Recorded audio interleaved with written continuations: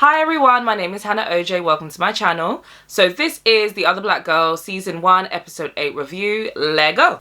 So Nella's doing a little investigation board at her house with the photos that she found at Hazel's. Owen calls Malika over, and at this point Nella's trying to figure out the link between all these girls and Hazel. All their Instagram accounts only go back by 1 year, just like Hazel's. Like I said in an earlier review, this is not that out of the ordinary on its own. But yeah, when you meet a whole group of bitches that are acting weird and you see all these photos and then you see that their account goes back by a year, all of them, it's a bit funny. It's a bit like, where did you bitches come from? Owen does suggest that they go find Shani, and they did try, but they couldn't find her anywhere, obviously, because she's part of the crew now. So then Nella does some more digging and she finds out that Ebony, do you remember the youngest tenured professor in the New York State? Well, this position at the university was created from a generous donation that came from one of the program's alumni, who is, dun dun dun, Richard Wagner. Kiara is a buyer for Saks. Richard just so happens to be on the board for Saks Fifth Avenue. Ruby just had an interview at Goldman Sachs, where Richard's brother just happens to be CFO. And Camille, the chemical engineer, works for a company where Richard just so happens to be a subsidiary. So Richard is the link between all these women. And he's using Hazel somehow to recruit black women all over New York City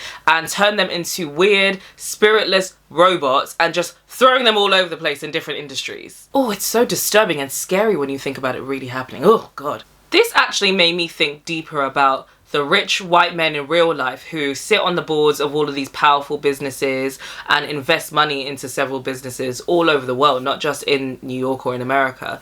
And it's just interesting to think about, because it's looked at as such a like, oh yeah, of course, like when you get money and you have those opportunities, of course you invest and you create wealth and, you know, you try and, but they're not just doing that. They're actually trying to affect change. They're trying to have a say in what these companies do, in the moves that they make. And it just reminds you of what effect they have on the world and society by doing those things. So when you think in real life how often those spaces are taken up by people who do not want to see us succeed, who hate us, who are racist and have these toxic ideals of life, it's just so disturbing and scary when you really, really deep it. Because like, take this example, Richard has invested or sat on the board of, or has family that are CFO of Goldman Sachs, Saks Fifth Avenue, some company that is involved in Camille's chemical engineering, they didn't say which company, and obviously Wagner Books. So that's literature, fashion, and finance.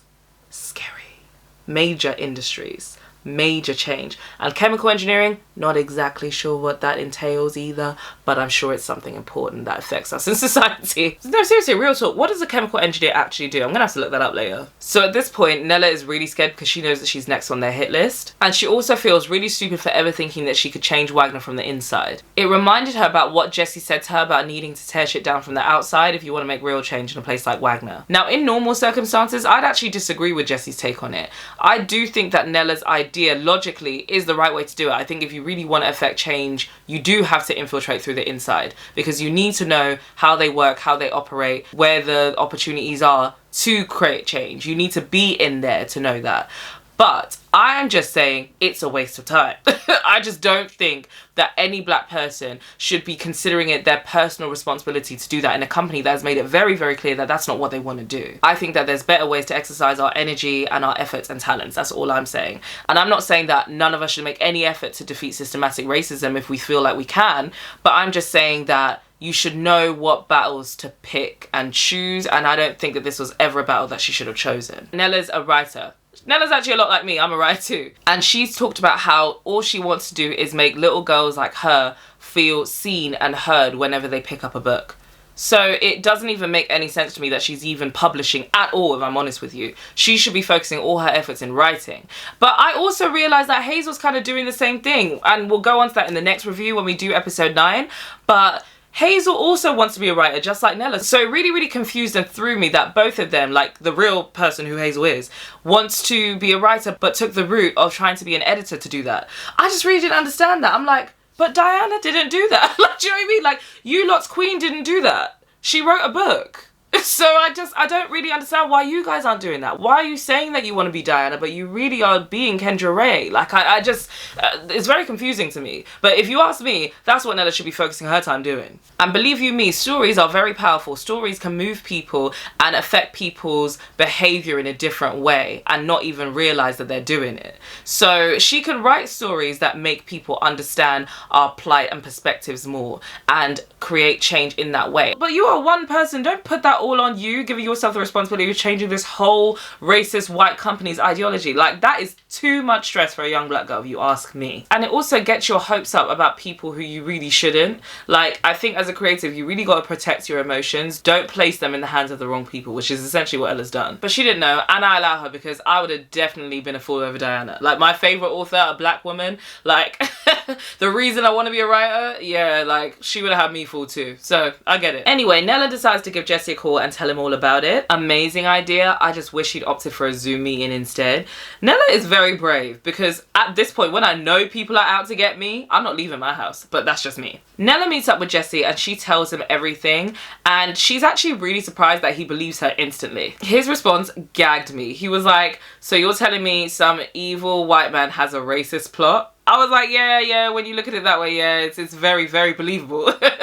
And then when Nella says, I know this sounds like a conspiracy theory, and he was like, yeah, but high key, every conspiracy theory about white people being on their racist shit turns out to be true in like 20 years. And I'm like, yep, high key, the fine man is right. So they plan on using Jesse's platform to expose Wagner Books.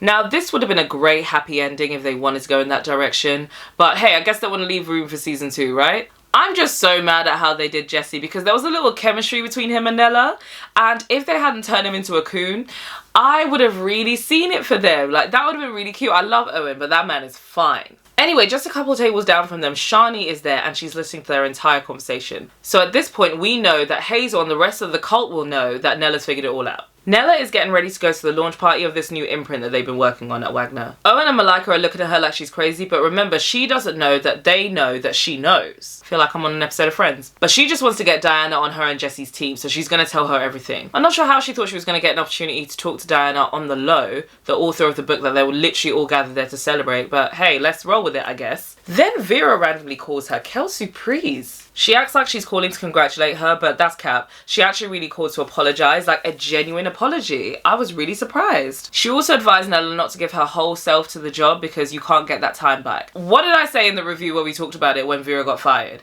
I literally said, you will always regret putting all your time and effort and energy into a company who would fire you like that if they wanted to. Like, definitely be ambitious, definitely be hardworking, and I understand that it's much easier said than done to get a balance in your life when you are ambitious, but it is possible, and I suggest that everybody works hard at doing so, because at the end of the day, you will regret it eventually making that choice. So yeah, what Vera said. Malika pulls up on Vera at her house. I guess we're supposed to ignore the fact that it's a little crazy that she got her address somehow, because Nella wasn't even going to go over there, so where did she get the address from? Anyway. But Vera recognises her from the photos that she saw on Nella's desk all the time, so thankfully this one doesn't end in her calling the police. Malika said Nella really needs her help, so Vera invites her in. Meanwhile, Nella goes to the launch and she finds Diana in the bathroom, so she tells her everything then, and Diana says that she believes her, that she knows there's been something wrong with Richard and Wagner for years, that's why she left. Ever since Kendra died, none of the pieces really fit, but she just needed someone to help her see it. So Nella's all happy and she's just thinking like, yes, we're gonna save the world, we're gonna take on Wagner Books, yeah. And Diana was like, yeah, just act like nothing is wrong. Richard can't know that anything is any different, so just enjoy the party and just act natural. So Nella tries, she sips on the champagne, and she's listening to Richard tell this big speech about how he started Wagner Books. During this speech, Richard also gives the reason for the launch of this new imprint, which is called Ascendant Books. He describes it as a way to celebrate the new class of young, bright voices, one of which is here tonight. And then he introduces Jessie Watson as the first signee of the imprint. Nella looks like she might just collapse with the amount of shock that's hit her body at once. Jesse says he can't think of a company that aligns more with his goals and values as an artist than Wagner. And Nella's just looking at him like, what? You said the exact opposite of that. What are you talking about? But obviously the audience, we know, they got Jesse. They got Jesse, y'all. He's speaking in this weird, like, eerie, velvety kind of voice that just does not belong to him. And he's dead behind the eyes. Like, it's like the lights are on, but nobody's home, you know? That being said, he still looked good in that pink suit though. One thing about Jesse, whether he's an activist or a coon, he gonna look good though. Anyway, Nella runs backstage and asks him what the fuck is going on. He says, you know what, after our conversation, I had a walk, went for a haircut, and then the next day I woke up and I was like, no, you've got Richard all wrong. I was like, a whole 180 in a whole day, my nigga, like, stop it. But obviously, we know they got to him, the haircut. This was when the penny dropped for me, like, oh, the hair grease works on men. I don't know why, in my mind, it was like a woman thing. But now we also know how and why the barber is involved. If you guys remember the barber that Malika and Owen went to see, that's Hazel's boyfriend. I think it's so funny that that's the only time he's ever spoken of or referred to in the series, by the way. Like, is this Hazel's real boyfriend? Like, has he been her boyfriend from Boston? Like, who's this dude? But anyway, it sounds like he's part of the plan and he's the one that slipped the hair grease to Jesse. And that's why he acted all weird when Malika brought up Boston. But we'll talk more about everything about the hair grease when everything comes to light. Hazel pops up looking bad her damn self. Like, she had this whole extraterrestrial, like, alien look going on with the dress. I was like, sis, oh my god, you're a psycho, but work though. Like, she looked good. Hazel was saying something about how she needed to warn Nella about something as a friend, and she's like, bitch, you're not my friend, you're Richard's puppet. And this is when Hazel was like, oh, you think Rich is in charge? Girl, you were so close to figuring it out. And then Diana comes out of the shadows out of nowhere with a bit of a sinister air about her, not the warm, gentle, friendly vibe she's been bringing to Nella thus far. That's when the penny drops for Nella, like, she's the one that's been doing all this. This is all her. And I really can't wait until this part of the book to unearth exactly why and how everything went down with this whole plan, because I just don't see what this plan would do for any black man or woman. This is absolutely Richard. Like, I don't care. I don't know whether he gave her the hair grease at a very young age. I don't know if he dickmatized her from early and then convinced her to take the hair grease. I don't know, but I'm telling you, Diana's under a spell. And we know she's using the hair grease herself. We've seen her use it. So I don't think that this is Diana thinking as Diana, the real person that she is. I think that this is Richard's plan and he's had her hooked for a long time now. But anyway, for now, until we get deeper into what all this really is, Diana is the boss. At this same moment, at Vera's house, Malika is still there trying to get some tea on Richard that can help Nella. Vera eventually tells her that Diana and Richard have been having an affair for years. It started when she was first writing Burning Heart. So that's when Malika realizes that Diana's also involved. Hi guys, sorry, my camera's battery ran out and oh my god, I had such an ordeal trying to set up the camera today. The lighting's been pissing me off. My battery already died and I had to change it, and I forgot to charge this one as well. I don't know what I was thinking last time I was filming. But anyway, I was like, fuck it, we only got a little bit left. So let go. So back at the launch party, Richard calls Hazel and Nella's names for them to come on stage. And Nella is still standing there shocked, like her heart is in her stomach right now. So Diana pushes her on stage talking about it's time for her big moment. I think this plan was to ensure one of two things. Either they'd finally be able to somehow force Nella into admitting defeat and becoming one of their docile robots. Because remember, a couple of those girls are there voluntarily. So that made me think that a couple of them kind of knew what this was. But like Hazel, they were so desperate for whatever it was that Diana dangled in front of them that they just agreed to do it. But they are still, you know, docile robots. They just kind of willingly went into it as opposed to being drugged. So yeah, I think they were hoping that might happen. Or if Nella fought against them, she just looked crazy. And it's in front of a huge audience, so it completely takes away her credibility if she ever tries to expose them after this on social media or anything. The second scenario is exactly what happened. Nella starts shouting at Hazel, saying she's crazy, they're not fucking sisters, they're all crazy. Look at Jesse, he looks like a robot. Is this what they do to people? Is this what you did to Kendra Ray? What did you do to Kendra Ray? Like, just going in. And she's just standing there watching everyone look back at her like a lunatic, and she clocks that this is probably exactly what they did to Kendra Ray. Made her look crazy to everybody just like this. So yeah, once she's clocked that they made her look insane in front of her whole company and in front of the whole publishing industry, she runs off stage. Malika, meanwhile, is calling her and running down the street, leaving her a voicemail saying that Diana is involved. She needs to get the fuck out of that party right now. She crosses the street and Shani hits Malika with a car. And I swear to God, the way she got hit, I really thought she died. And I thought I was going to have to write it because I done told you lot that was my favourite character. And every time I see her, like, I don't know why, but whenever I see more and more Nigerian actors just emerging and doing big things in Hollywood, I just feel such a surge of pride. So when they killed her off, or when I thought they killed her off, I was like, no, you did not do that shit. Because remember, I've read half of the book. I don't even think I got halfway through, so I don't really remember what happened. I'm rereading the book now. I said that in my last review. And well done to them. They stuck very much to the plot, but also, like, they definitely use creative license here and there, but it didn't take away from the plot of the story, and it actually made it better, in my opinion. That, like, the changes they made, I agreed with them. Like, it will probably be along the lines of something I would do if I was writing the TV show, which I am not, just talking about it in my room.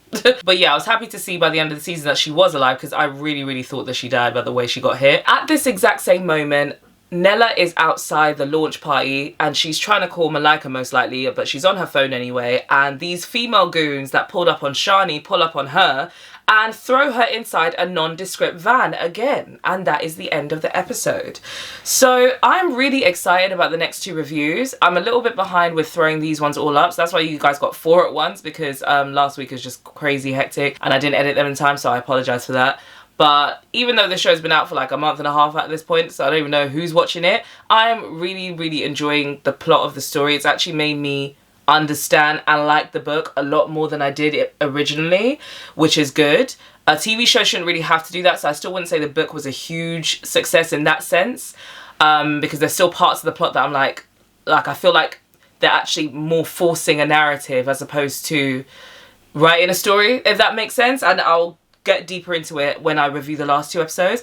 But yeah, I say that to say I'm hoping to finish the book by the time I review the last 2 episodes next week, to gain a full understanding of the plot and what they're trying to achieve and how it compares with the TV show, because I'm enjoying the story. And I also think Garcelle is doing a really good job playing this character. There's a couple moments when it gets a bit more to the darker side that I'm like, oh, I feel like you could have just gone there a bit more, Garcelle, you know, just really given it to us, you know, with the evil shit. But other than that, I think she's done a really good performance. I think that who is it? Is it someone Sinclair Daniel, I think is the main character's real name. I think she's done a really good job playing Nella. And the woman who plays Hazel as well, I think her name's Ashley something. She was in Riverdance or Riverdale, whatever that show that you lot love is called. But yeah, she's really good. I think Hazel and Nella play the hell out of their roles. I think they both did a really good job. And you lot know I love Malika. And I can't believe I've forgotten that girl's real name. Oh my god, how can I forget my sister's real name? I'm going to look that up and I'll definitely know for next time. But yeah, anyway, really, really looking forward to the last 2 episodes, because the next one, the second to last episode, is all about Hazel and how she got to be here, and then the last episode is obviously the finale and how everything all comes together. So I'm really, really looking forward to reviewing those last 2. Thank you guys for tuning in to my reviews. Please do comment below and let me know what you think of my reviews and what you think of the TV show. And in the meantime, please also subscribe to my channel for more reviews. But yeah, my name is Hannah OJ and I am out. Bye.